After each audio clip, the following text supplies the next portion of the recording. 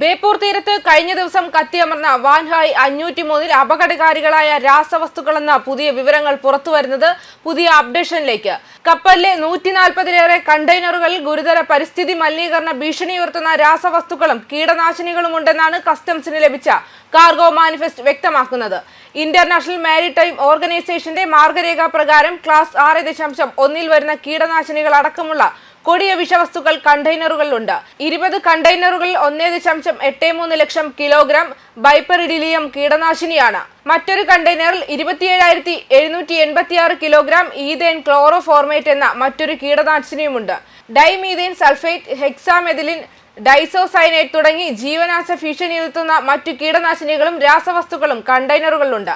40 കണ്ടെയ്നറുകളിൽ തീപിടിക്കാവുന്ന ദ്രാവകങ്ങളുമുണ്ട്. Ethanol, paint, turpentine, printing ink വ്യവസായങ്ങളിൽ ഉപയോഗിക്കുന്ന ഈഥേൻ, മീഥേൻ, കീറ്റോൺ എന്നിവയുമുണ്ട്. അതേസമയം ബേപ്പൂർ തീരത്തിന് സമീപം അഗ്നിബാധയുണ്ടായ സിംഗപ്പൂർ പതാക വഹിക്കുന്ന ചരക്കു കപ്പലായ വാൻഹായ് 503 നിന്നും രക്ഷിച്ച ക്യാപ്റ്റൻ ഉൾപ്പെടെ 18 ജീവനക്കാരെയും ബാംഗ്ലൂരിൽ എത്തിച്ചു. പൊള്ളലേറ്റ 6 ജീവനക്കാരെ ആശുപത്രിയിൽ പ്രവേശിപ്പിച്ചു. ഇതിൽ 3 ചൈനീസ് പൗരന്മാരും ഒരു തായ്വാൻ പൗരനും ഉൾപ്പെടുന്നു. 2 പേരുടെ നില ഗുരുതരമാണ്.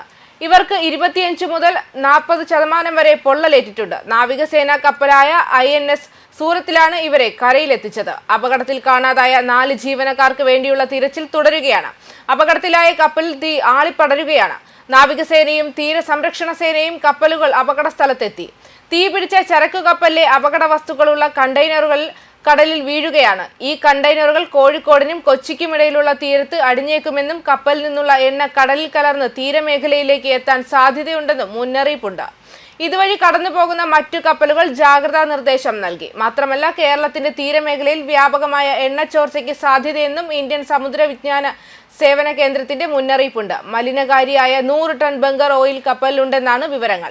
കടലിലേക്ക് വീണ കണ്ടെയ്നറുകൾ കോഴിക്കോടിനും കൊച്ചിക്കുമിടയിൽ ഒഴുകിക്കൊണ്ടിരിക്കുകയാണെന്നും കേന്ദ്ര ഭൗമ മന്ത്രാലയത്തിന് കീഴിലുള്ള കേന്ദ്രം അറിയിച്ചു. കണ്ടെയ്നറുകൾ 3 ദിവസം കടലിൽ ഒഴുകി നടക്കാനാണ് സാധ്യത.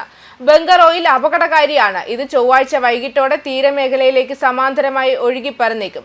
ബുധനാഴ്ച വൈകിട്ടോടെ ഇതിന്റെ പ്രവാഹം കൂടും. വ്യാഴം, വെള്ളി ദിവസങ്ങളിലും ഇതേ ദിശയിൽ തന്നെയായിരിക്കും പ്രവാഹമെന്നും ഇൻകോയിസ് പത്രക്കുറിപ്പിൽ അറിയിച്ചു. കൊച്ചി തീരത്ത് MSC എൽസ 3 എന്ന കപ്പൽ മുങ്ങിയതിന്റെ ആഘാതത്തിൽ നിന്നും കേരള തീരം മുക്തമാകുന്നതിന് മുൻപാണ് കേരളത്തിന്റെ സമുദ്രാതിർത്തിയിൽ വീണ്ടും ഒരു കപ്പൽ അപകടം എത്തുന്നത്. കൊളംബോയിൽ നിന്നും മുംബൈയിലേക്ക് പോകുന്ന വാൻഹായ് 503 എന്ന ചരക്കു കപ്പൽ ഇപ്പോഴും തീപിടിച്ച് കത്തിയമരുന്നത്. നിലവിൽ കപ്പലിന്റെ നിയന്ത്രണം നഷ്ടപ്പെട്ടതായി നാവികസേന. കപ്പൽ സമുദ്രത്തിൽ ഒഴുകി നടക്കുകയാണ്. കപ്പലിലെ തീ അണയ്ക്കാനാണ് നിലവിൽ ശ്രമം നടക്കുന്നത്. എന്നാൽ തുടരെ പൊട്ടിത്തെറി ഉണ്ടാവുന്നതും കപ്പൽ കത്തിയമരാൻ തുടങ്ങിയതും കാരണം കോസ്റ്റ് ഗാർഡിന് ഉൾപ്പെടെ രക്ഷാപ്രവർത്തനത്തിന് തടസ്സം നിൽക്കുന്നു.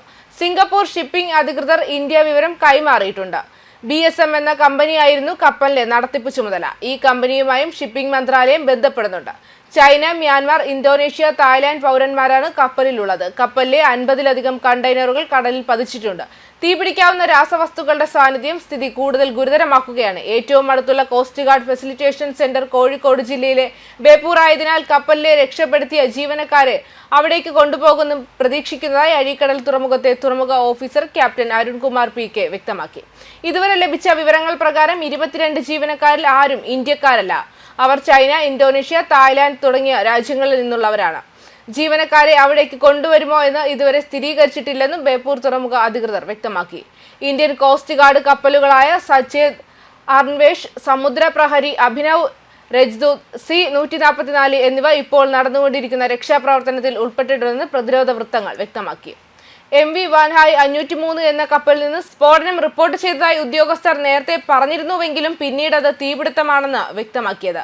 അണ്ടർഡെക്കിന് താഴെയുള്ള തീപിടുത്തം ആദ്യം രാവിലെ 10:30ഓടെ മുംബൈയിലെ മാരിടൈം ഓപ്പറേഷൻ സെന്റർ കൊച്ചിയിലെ അവരുടെ എതിരാളികളെ അറിയിച്ചിരുന്നു. 270 മീറ്റർ നീളമുള്ള കപ്പൽ മുംബൈയിലേക്ക് പോവുകയായിരുന്നു. മറുപടിയായി അടിയന്തര സഹായം നൽകുന്നതിനായി ഇന്ത്യൻ നാവികസേന കൊച്ചിയിൽ നങ്കൂരമിടാൻ നിശ്ചയിച്ചിരുന്ന INS സൂറത്തിനെ വഴിതിരിച്ചുവിട്ടു. വെസ്റ്റേൺ നേവൽ കമാൻഡ് രാവിലെ 11 മണിക്ക് കപ്പൽ തിരിച്ചുവിട്ടതായി PRO കൂട്ടിച്ചേർക്കുകയും ചെയ്തിരുന്നു. സ്ഥിതിഗതികൾ വിലയിരുത്തുന്നതിനും പിന്തുണ ഏകോപിപ്പിക്കുന്നതിനുമായി കൊച്ചിയിലെ നാവിക വ്യോമതാവളമായ INS ഗരുഡയിൽ നിന്ന് ഒരു നേവി ഡോർണിയർ വിമാനം പറത്താനും പദ്ധതിയിട്ടിട്ടുണ്ട്. ന്യൂസ് ഡെസ്ക്, കർമ്മ ന്യൂസ്.